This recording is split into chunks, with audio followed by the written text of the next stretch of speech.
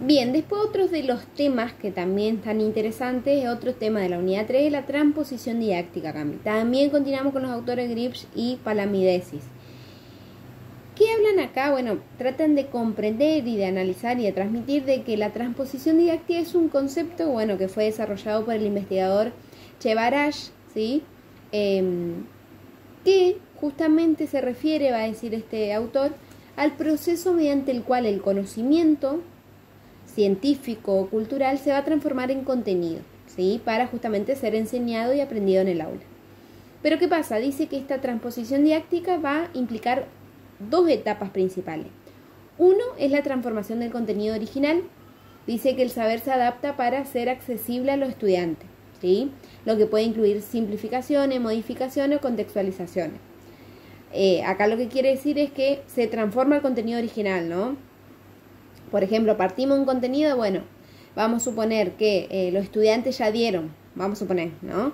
Que ya dieron el contenido, bueno, rápidamente lo que vamos a hacer es una modificación para justamente contextualizar en ese grupo estudiantil, ¿se entiende?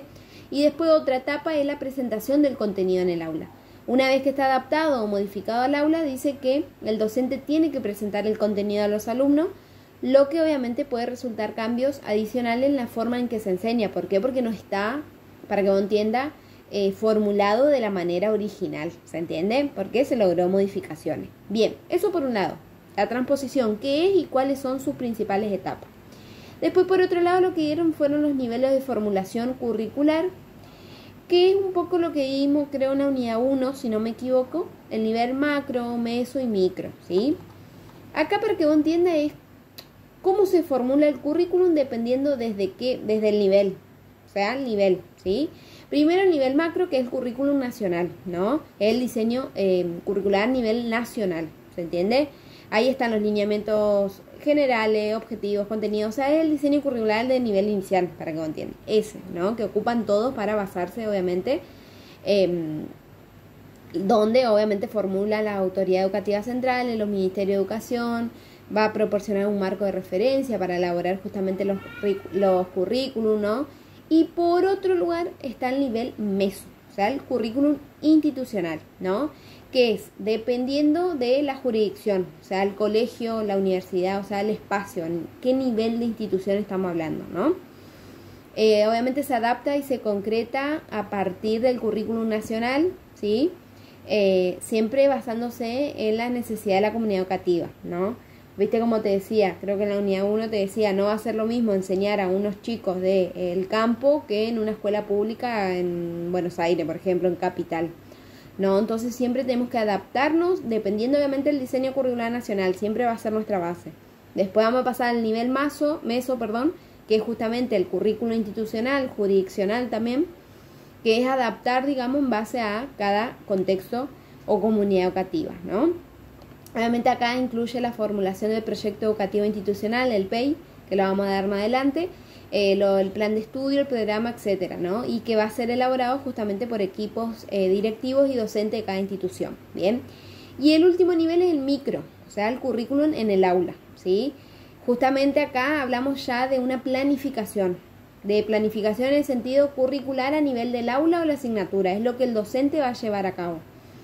Por ejemplo, dependiendo de la provincia, puede ser muy diferente lo que se enseña, no sé, en el primer grado, que de diferentes escuelas y diferentes provincias.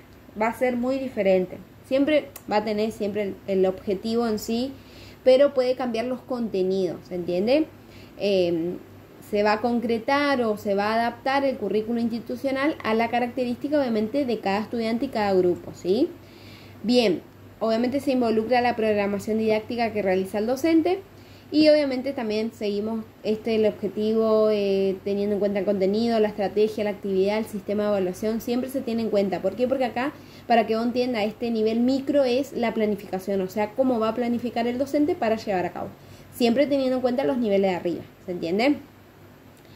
Obviamente estos niveles se interrelacionan, o sea, se conectan, se retroalimentan mutuamente. ¿Por qué? Por ejemplo, ¿viste que el último nivel es nivel micro de la planificación? Bueno, yo sí o sí necesito planificar con el nivel macro, o sea, con el currículum nacional, ¿se entiende? O sea, sí o sí necesito conectar. sí o sí. Después, el nivel meso que te comentaba, lo jurisdiccional, lo institucional también, porque va a depender de dónde estoy, o sea, dónde estoy enseñando, en qué lugar, con qué chicos, con qué comunidad educativa, para poder partir y elaborar mi planificación, ¿se entiende? Bien, y ahí puse, ¿viste? De qué manera que el currículo nacional va a orientar y brindar herramientas o lineamientos para elaborar el currículo institucional y áulico, ¿viste? Lo que recién te expliqué, los cuales a su vez va a nutrir y redefinir continuamente el currículum nacional, porque siempre como que se va a ir completando, ¿bien? Después, bueno, ahí abajo hablamos y trabajamos los NAPs, los núcleos de aprendizaje prioritario. ¿Qué es los NAPs? Es saberes, o sea, son saberes, ¿sí? Fundamentales que todos los estudiantes tienen que aprender, o el objetivo es que aprendan a lo largo de la escolaridad obligatoria, ¿sí? Algunos de los puntos claves que tenemos que saber de los NAPs es que son lineamientos curriculares que se establecen a nivel nacional con el objetivo de asegurar la igualdad de oportunidad educativa para todos los estudiantes de todo el país, ¿sí? ¿Qué va a definir estos NAPs? Va a definir los conocimientos, las capacidades, la actitud, los valores prioritarios que obviamente se tienen que desarrollar en las diferentes áreas y los niveles educativos, ¿sí? Claramente va a promover un aprendizaje relevante, un aprendizaje significativo. ¿Por qué? Porque siempre el objetivo del estudiante. Acá el estudiante es que se busca que con los NAPs obviamente adquieran herramientas para comprender e intervenir en la realidad, ¿sí?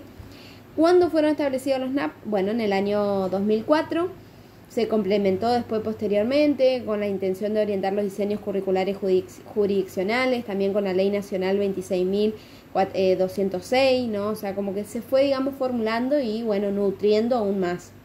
Y acá, hablando desde el nivel inicial, los NAPs, o sea, los núcleos de aprendizaje prioritario, enfatizan la importancia del juego, de la literatura, las prácticas culturales, como medios para el desarrollo integral de los niños, ¿sí?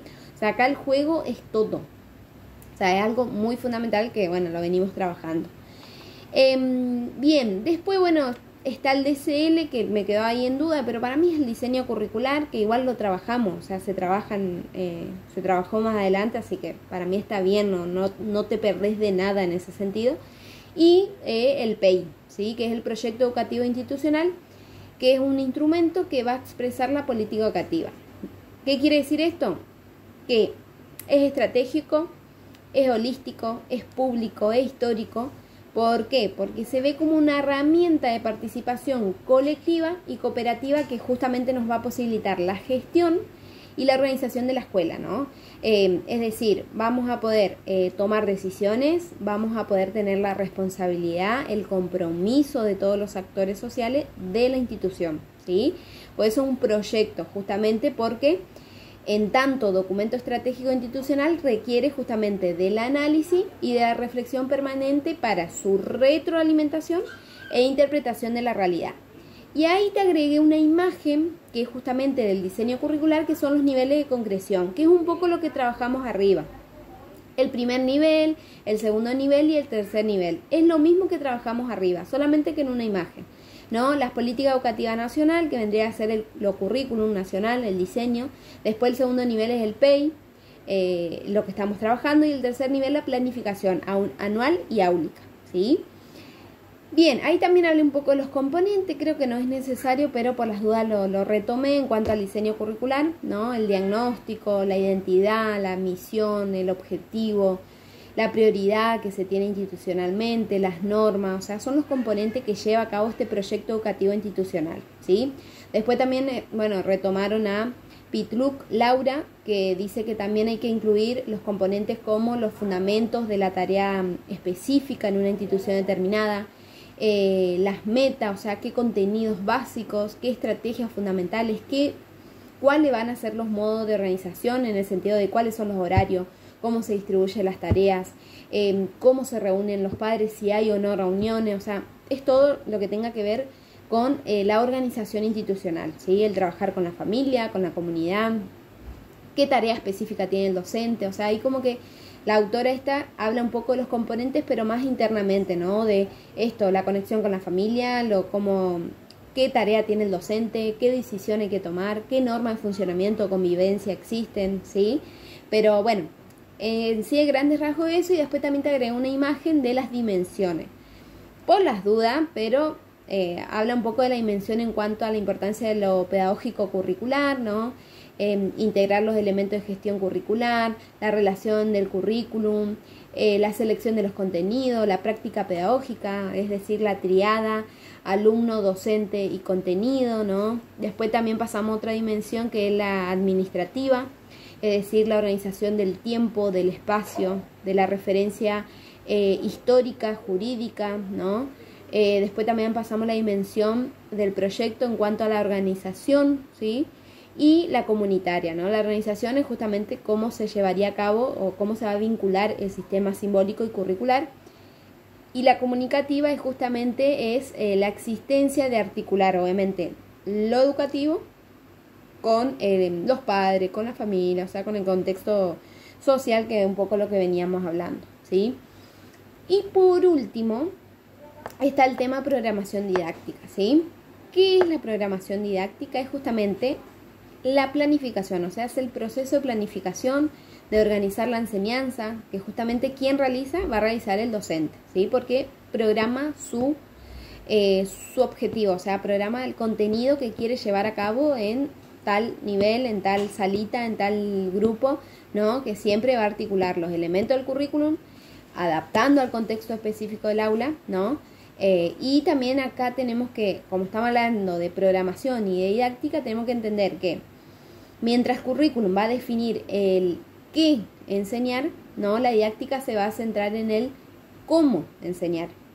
Entonces, ambas áreas no pueden separarse. ¿Por qué? Porque cuando seleccionamos los contenidos, siempre va a estar vinculado en cuanto a la metodología pedagógica que se emplea para justamente la transmisión, ¿sí? ¿Quién habla de esto? Álvarez Méndez, ¿no? Subraya de que los docentes juegan un papel crucial en esta interacción.